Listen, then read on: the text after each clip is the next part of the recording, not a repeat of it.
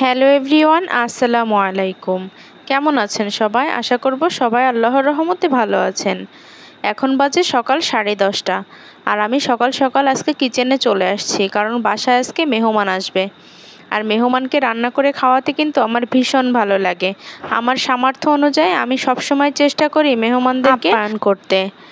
তো আজকে হচ্ছে আমার বাসায় মেহমান আসবে আমার ছোট জায়ের ভাই এবং ভাবি।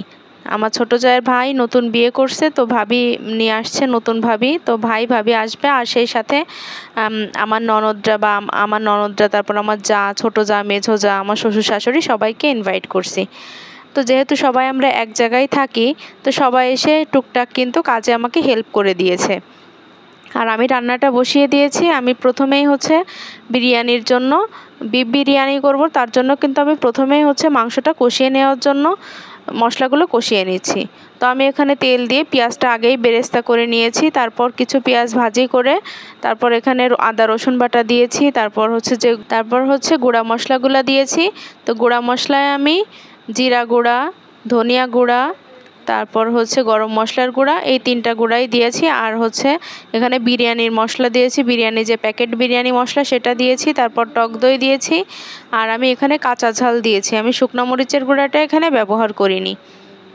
তো সব কিছু দিয়ে আর টক দই দিয়ে খুব ভালো মতো আমি মাংসটা এখন কষিয়ে মাংসটা দিয়ে আমি ঢাকা দিয়ে দিলাম, মাংসটা যাতে ভালো মতো সেদ্ধ হয়ে যায়। তো মাঝে মাঝে একটুখানি ঢাকা খুলে আমি নেড়ে নিচ্ছি যাতে নিচে লেগে না যায়। তো মাংসটা এদিকে হতে থাক, আর এদিকে হচ্ছে আমি ইলিশ মাছ 2টা বের করে নিয়েছি। আমি বিরিয়ানির সঙ্গে ইলিশ মাছ ভাজি করে দেবো তাই। আর এদিকে মাংসে বাদাম বাটাটা দিতে মনে ছিল না, তাই কাজু বাদাম আর কাঠবাদাম আর পেস্তা বাদাম একসঙ্গে বেটে আমি দিয়ে দিয়েছি মাংসে। আর এদিকে মাছটা পরিষ্কার করে নিচ্ছি। তো আজকে ইলিশ মাছ ভাজি করব। আর ডিম সেদ্ধ করে আমি আগে থেকেই ডিমটা হালকা একটু তেল দিয়ে লবণ দিয়ে ভাজি করে রেখে দিয়েছি। তো ওইটা আসলে আপনাদের দেখাতে পারিনি, কারণ ভিডিওটা অনেক লেন্দি হয়ে যাচ্ছিল, এই জন্য আর আসলে অত বেশি বড় করতে চাইনি আমি ভিডিওটি, এই জন্য। আর এখানে হচ্ছে মাছগুলো আমি পিস পিস করে কেটে নিলাম। এখন মাছটা এখানে থাকতে লাগুক। আর হচ্ছে আমি বিরিয়ানির মাংসটা কিন্তু কষানো হয়ে গেছে। তো আমি আগে ভাবলাম যে বিরিয়ানিটা আগে রান্না করে নিই, তারপরে লাস্টে মাছটা ভাজি করব। মাছটা আগের থেকে ভাজি করলে কিন্তু মাছটা নরম হয়ে যায়, খেতেও কিন্তু বেশি একটা ভালো লাগে না। তো গরম গরম ইলিশ মাছ ভাজিই কিন্তু খেতে বেশি ভালো লাগে।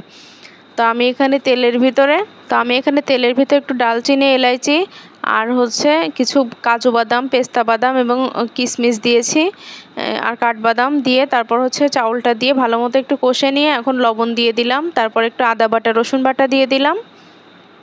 তো আমি এখানে 2 কেজি পোলাও চাউল নিয়েছি। তো আমি সেই অনুপাতেই কিন্তু মশলাগুলো অ্যাড করছি। তারপর আমি কিছু পেঁয়াজের বেরেস্তা দিয়ে দিলাম। এখানে আসলে আমি পেঁয়াজের বেরেস্তাটা এই জন্য ব্যবহার করেছি যে শুরুতেই আমার পেঁয়াজ দিতে মনে ছিল না। তেলের ভিতরে আপনারা কিন্তু একটু পেঁয়াজ দিয়ে ভাজি করে নেবেন, তাহলে কিন্তু বিরিয়ানিটা আরও বেশি ভালো লাগে। তারপর আমি এখানে কিছু শাহি জিরা দিয়ে খুব ভালো মতো চাউলটাকে কষিয়ে নিয়েছি।